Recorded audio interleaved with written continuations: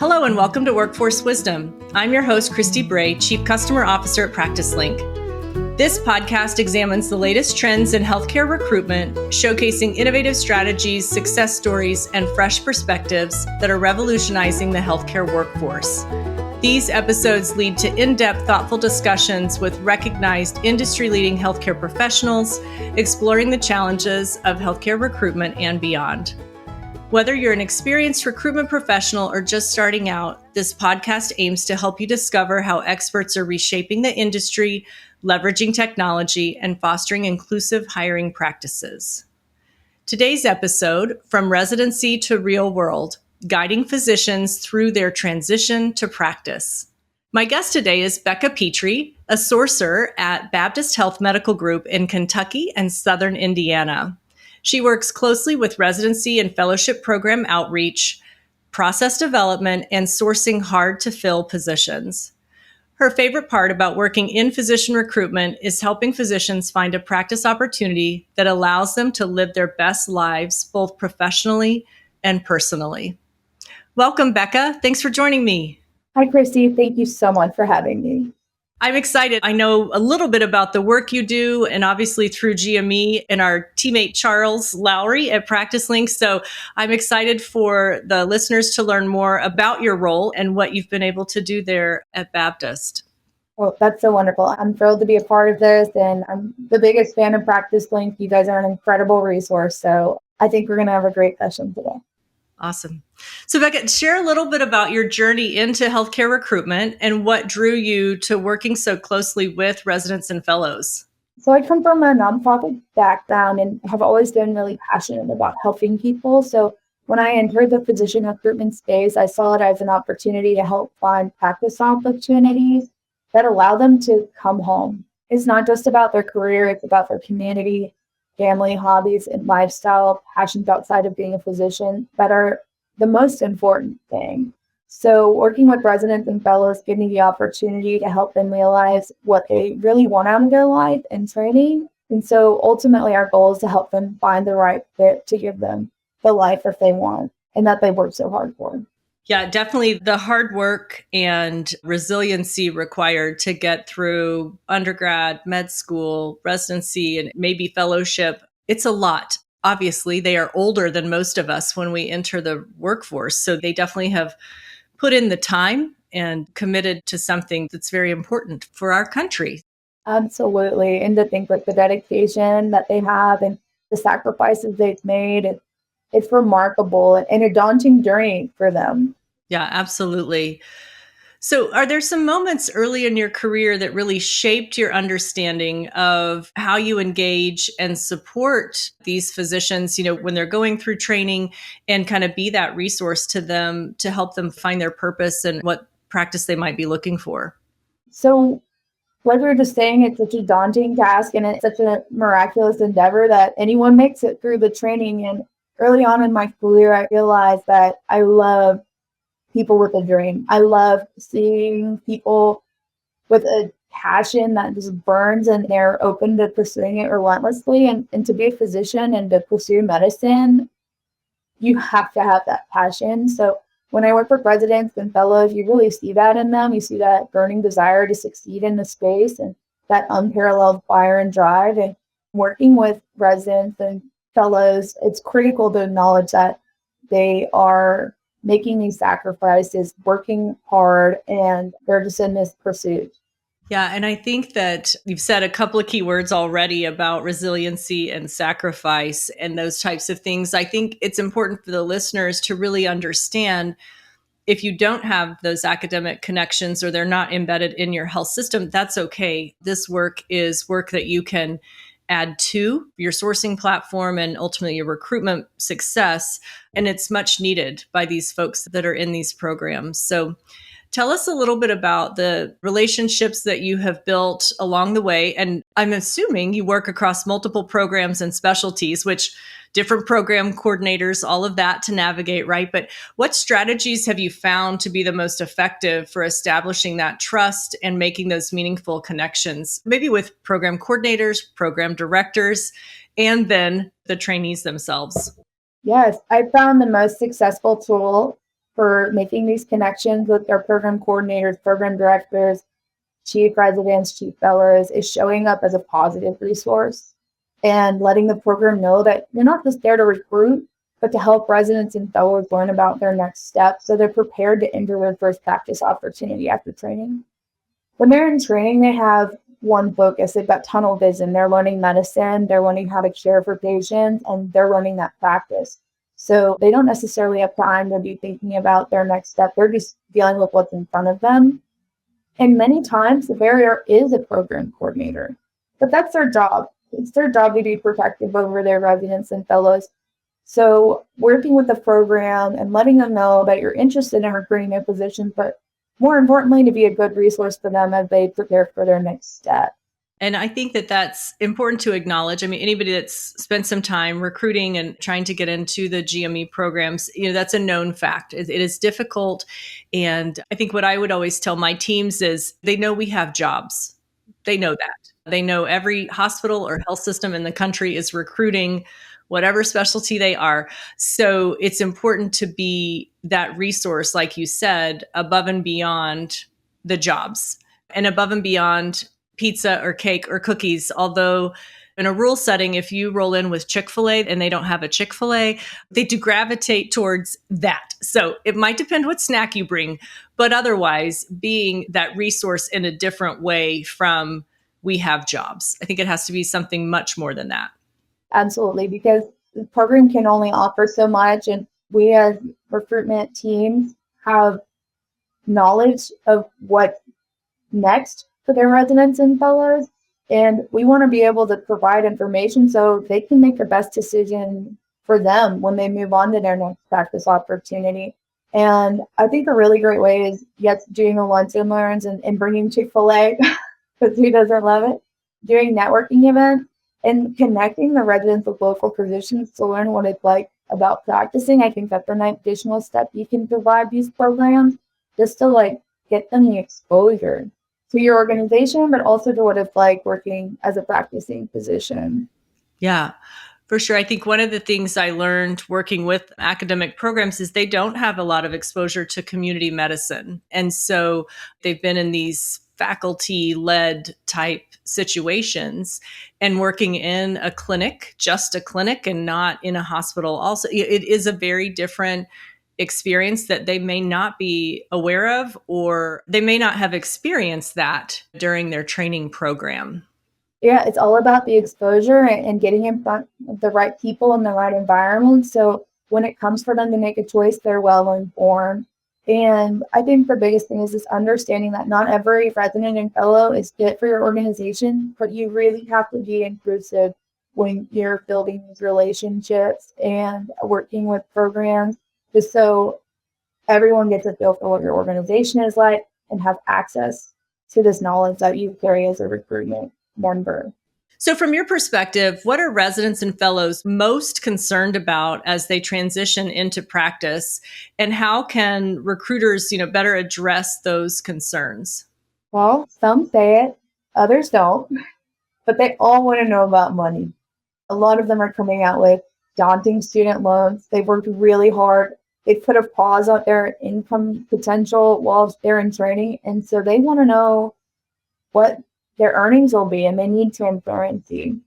In addition to that, they'd like to know about what your organization can offer, and that's through technology, staff, mentorship, support, what's your EMR. These are all things that they're going to need in their day-to-day as a physician in your organization. So being able to provide that information up front is really, really important. And another thing, and I hear this really third, is what's the lifestyle? What's the work-life balance look like? Work-life balance is different for everyone. And you as an organization, it's great when you can address that on an individual scale. And I think some of the stuff that we would uncover as recruitment teams, you're right, it is different for everyone, kind of what they're looking for. Some people may flip what you just said upside down and say, I have a family. So the work-life piece, the call schedule, that rises to the top for them. And I think generationally, we're seeing some of this change. So in a sales role, I would call it a value proposition. Do you have some type of one pager, maybe a printed document or something that you can share that kind of outlines some of these things. And beyond a job posting, which should include this information, it should include your EMR, it should include those incentives. Do you have something that you routinely use to share with the residents and fellows you're meeting with? Yeah, absolutely. And it trickles down. So we've got like our one-page fact sheet for the organization, which includes what our incentives are, what specialties, our hospitals, and that's sort of like our organizational structure and what we offer as a whole. And then as it trickles down to our market, we're a 8 hospital system throughout the state of Kentucky. And so we're multi-specialty employed. So as we trickle down, we've got more insight to sort of narrow what we can offer information-wise for those specific positions. Yeah, I think a good recommendation would be take the time to prepare those. Your clinical folks or your hospital teams, directors would love to help and provide. We have this type of robot or this type of whatever it might be from a technology or a support. We have scribes in these clinics, those types of things are key elements that make a difference. Again, it's a lot like your job posting in that description, but transferring that into a document that you're able to easily share with them when you're meeting or you're at other events. I know you go to the ACGME conference. I'm sure you guys go to a lot of conferences, but that seems like a key piece that would be easy for folks to make. Yes, absolutely. Don't be afraid to get granular.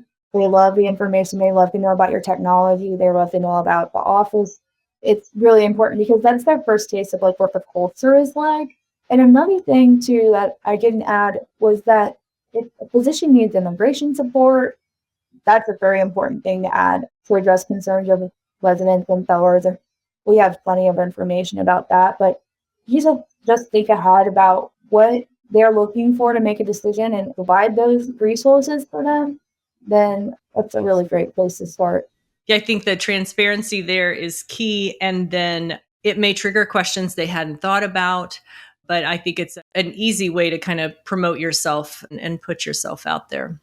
So how do you tailor your approach when engaging physicians at various stages of their training? So, when you're speaking with a PGY1, they have different things going on in their life than those that are in their final year of fellowship or residency. How do you kind of adjust that when you're meeting with those varying audiences? Always be kind, always be willing to talk through their questions. We've had physicians that we meet at match day and they say, as soon as I start residency, I'm talking to you and I'm going to sign. And we've signed them. And those are docs who are often connected with the community and know they want to come home. Others might be 6 months out and they're just starting their search because they're not quite ready to make a decision or they don't know where they want to be or for whatever reason. So you have to be prepared to deal with physicians in different timelines, but ultimately we encourage them to start looking about 12 to 24 months before they finish training and really tailoring your efforts to the residents and fellows individually is helpful. And you do that just by getting to know them and engaging like their interests at certain times, but then also following up with them. So if you need a PGY1 at a dinner or a lunch and learn, set a cadence to follow up with them. Hey, how's training going? Anything I can do? We'd love to see you at another event. And then as they get a little further along in their training, then you can start discussing screening calls and site visits and that sort of things. But really, you want to just maintain touch points so you're continuing to build those relationships. I'm curious, this came up in some recent meetings with the PracticeLink Innovation Council was help us have a tool for that tracking and maybe even automating some of those cadences because people do lose track of people in medical school they've met, and then residency and fellowship. How do you guys do that? Is it within your ATS or do you have some other way to track that? So you can do it on the ATS, but we have a spreadsheet, and not to share all the secrets, but we have a future communications tracker that we utilize to set a cadence, set our follow-ups, reach out periodically to ensure like none of our docs are falling through the cracks and that we're doing our due diligence and reaching out. And I mean, it's really helpful. It's really helpful for us. Yeah, it's okay. It's a spreadsheet. I mean, you have to start somewhere with that. My whole day revolves in my Outlook calendar and tasks. So even if it's as simple as setting those tasks, use a sticky note, whatever it is that you've developed that cadence for reaching out. How often are you doing that? So obviously different depending what stage they're in, but PGY1, is that a quarterly touch? Is it twice a year? How often are you reaching out to them? It sort of depends. So we'd send like holiday messages to everyone, like just wishing you well, and then make a resident day, that sort of thing, where we're always like engaging in those days. But we really try to do like for our PGY ones, we're looking at about 6 months, every 6 months. And then really in the two, we're kind of looking more quarterly just because we don't want to bombard them.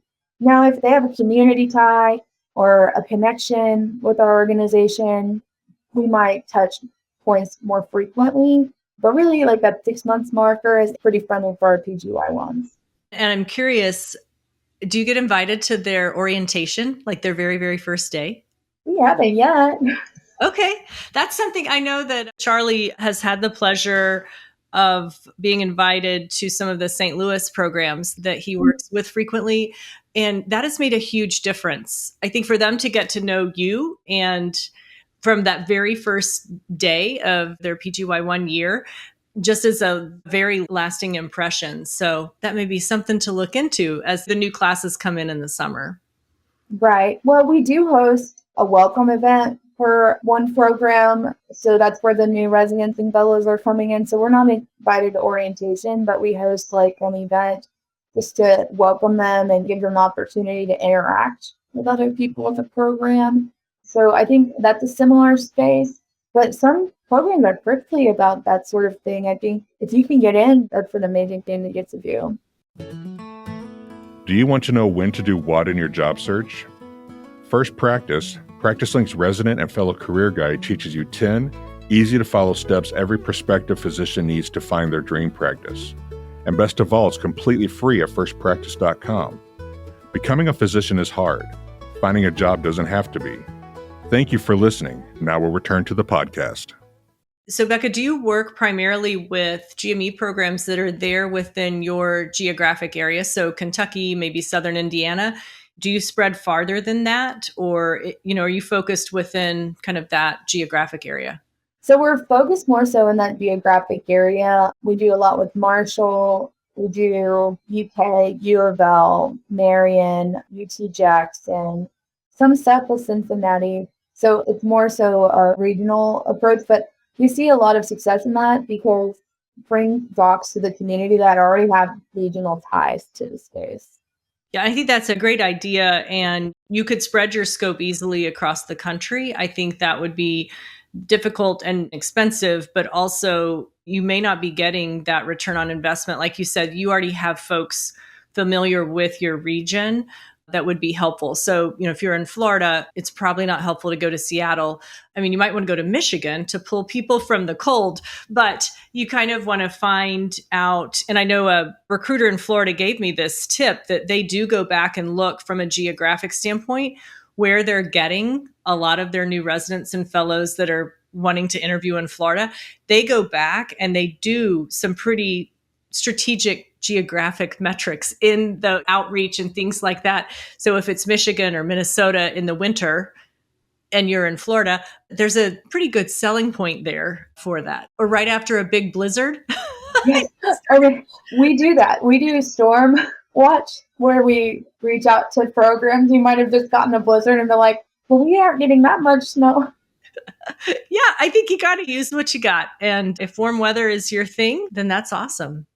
Well, and I say like we do regional, that's more for like our in-person activities. And when it comes to like outreach, like our e-blasts or reaching out to program coordinators, depending on the difficulty of the specialty, we'll really expand our regional outreach and to send our information along for program coordinators and program directors to have access to our specialty specific information.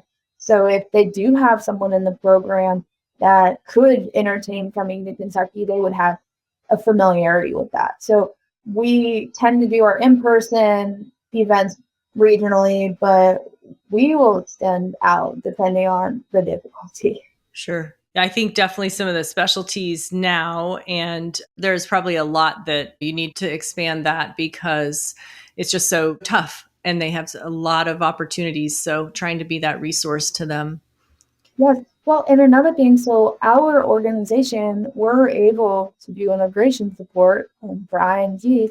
So we will target like programs where we know there's high volume of IMG positions and let them know that we can support you and we have a very high success rate. So for those positions, we like to let them know about us and that we like to give them the opportunity to consider Kentucky.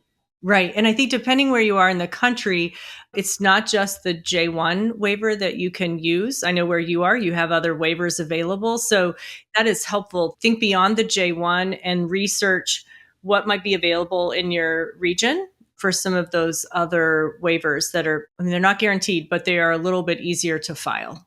Absolutely. Yeah. So what do you wish that more healthcare organizations, maybe recruiters, understood about the unique challenges new physicians face during this critical transition period?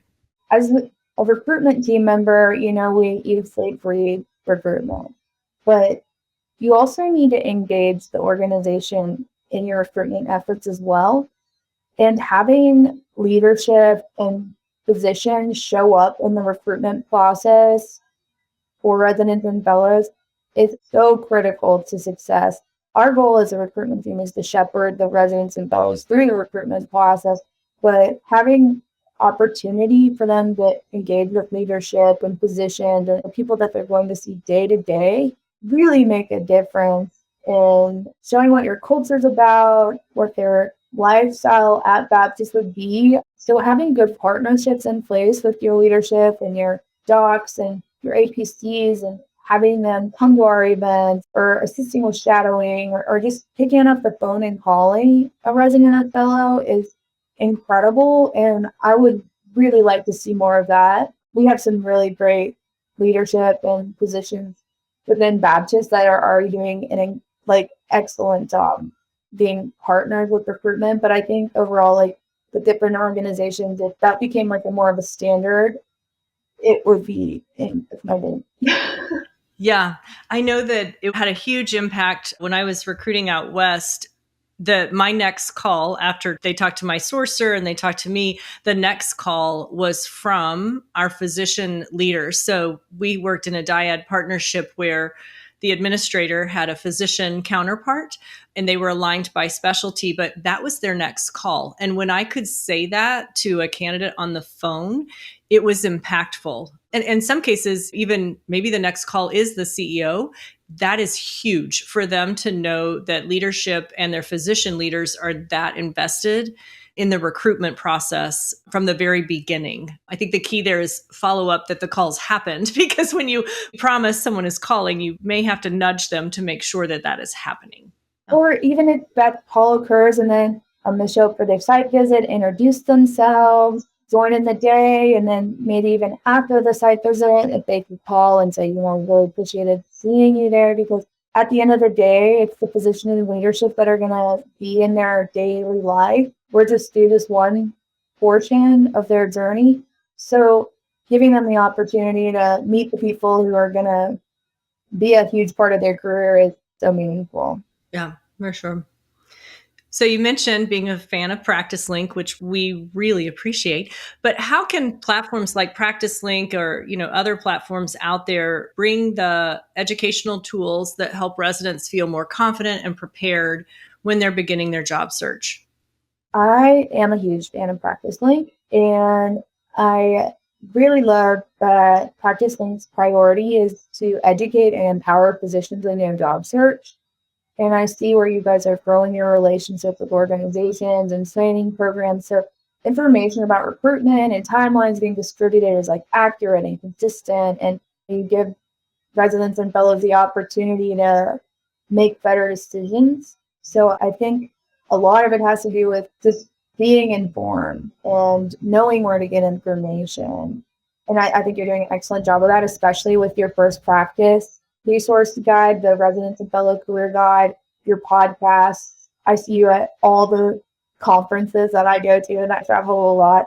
So you guys grow your networks, and it gives us all the information we need. You also do an excellent job of partnering with organizations to give residents and fellows exposure to different spaces, regionally, academically, community focused. Like, it's a one-stop shop.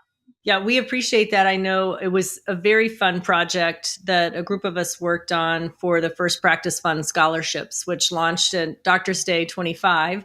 And again, is happening right now in the fall of 25. That's something that'll be recurring. And so it was a great vision that our founder had, and really getting that implemented was one of the best, most fulfilling things I have done in my career, to be able to provide that back to those folks.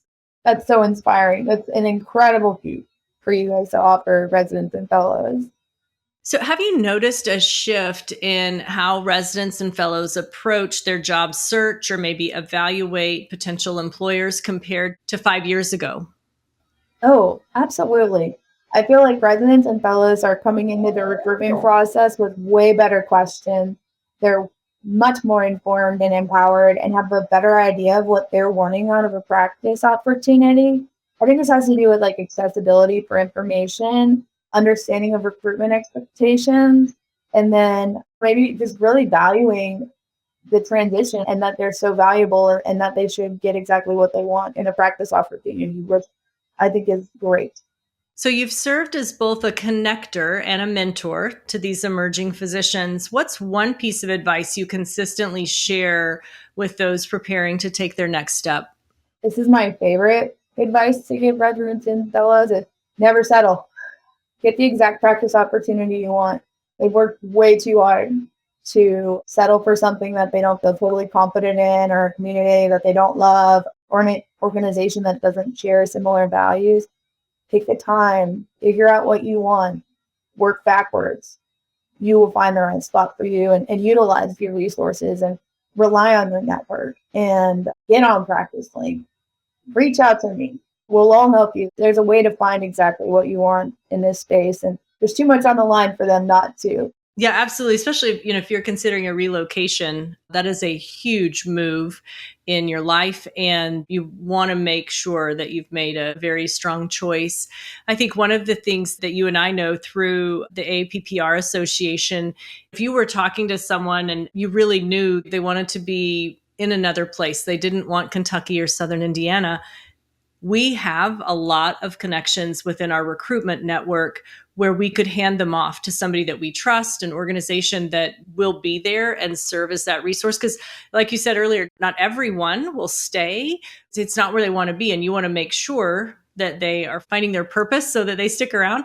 So I think that's a key thing for recruiters. We're very connected, and I think we do like helping folks. So we're more than happy if you see you want to be in a different location to find somebody that we know that we would hand them off to. Oh, 100%. And I think in the recruiter space too, like when you're working with programs and you're building these relationships from match day on, you grow your relationships with these people. I mean, yes, they're physicians, but they're humans first. And I mean, there have been times where I've helped residents and fellows who are never going to join Kentucky because they're not going to stay here, but they'll have questions about contracts, or does something seem off? We can walk through those things, and being that reliable resource for them helps your recruitment team in the future, because those residents and fellows will have such a good feeling about you and your organization that sure, they might never want to come to Kentucky, but they'll say, hey, I know a good group if they run into somebody looking for a practice opportunity where you guys are located. Right. And you never know, that foundation that you lay, they may go somewhere else and bounce back. They equally could refer someone that's looking. They could refer them back to you because of the positive experience that you created during their training and their job search journey. Yes, 100%. So what are some examples of successful collaborations that you have developed between GME programs and recruiters that genuinely make a difference for trainees? Like I've already mentioned, match day, if you can show up to your regional match day and celebrate with the medical students, I think that's a great seed to start. You're building relationships with future residents, future fellows, future programs. So go celebrate, cheer, cry, be a part of the day. Hosting lunch and mindset programs. And one thing we've started doing is we host them virtually if the program wants. So that helps us kind of expand outside of our immediate region. When we order lunch to be delivered, we love hosting networking events, and we include our positions in leadership. And it's just a really casual opportunity for residents and fellows to get a feel for our culture and just relax with us and spend time with us and work on building those genuine connections and doing your cadence and your check-in. That's really where it's at. That's the fundamental formula for this, I think. So how do you see technology, social media, or AI reshaping how recruiters and sourcing teams can connect with and educate the residents and fellows over the next few years? We know it's happening very quickly. So what do you think is out there for the future? Honestly, I think AI is an incredible tool. And I thought about putting this question into ChatGPT when I saw it, but I didn't. I think we're going to see fancier resumes and cover letters on the surface level. But more importantly, we're going to see much more informed residents and fellows, and they have instant access to information. They could get on ChatGPT or Gemini or Claude or whatever and say, what's this organization like? Are the physicians happy? And before they even talk with you, they're going to have an idea of what it's like to work there based on what's available online. So understanding that they're going to be more informed and have more information means that you do need that granular information about your organization, the technology, the space, the clinic, the day-to-day, because that's going to be meaningful. It's not necessarily accessible online. And I think we're going to see more need for genuine human connection. I do think one thing we're starting to see, and you and I talked about using ChatGPT before we started recording, but we are seeing folks really inform their whatever their AI tool of choice is, and they're saying, find me jobs in with this, XYZ. So if I can impress upon the recruiters, it is vital that those things live in your job postings or other communication that you're doing, because for sure in the job postings, that's what ChatGPT and other AI, that is how they're scraping the web, and they're able to find some of that information. But we are seeing them use chat in that way now. It really just allows them to search what they're looking for in a short amount of time. They're able to do that. It's much like when Google became the search engine and you just Googled something. It's the same concept when you're using a ChatGPT model or some other AI. So yeah, that's important to make sure you've got that transparency and some of that information listed so it's out there on the web. I could not agree more, Christy. And I think we're going to see this just as a very prominent feature in everything going forward. So if you could redesign one part of the resident to practice transition process, what would it be and why? Similar to what we would like our organizations to do, I would love to see more connection between practicing and training physicians through things like shadowing programs, networking events, outreach, and just general availability. I know they're busy and I know they've got lives of their own, but when it comes to recruiting and finding more physicians to join organizations, allowing them access to our practicing physicians is just so vital to the success. I think that we've done a really good job of, as a recruitment industry, of standardizing the process of the screening calls, site visit, signing. But if we could do more personalized approach and more engagement with the physicians and leaders prior to them committing, I think it would just be very helpful with retention and overall satisfaction with their future at your organization.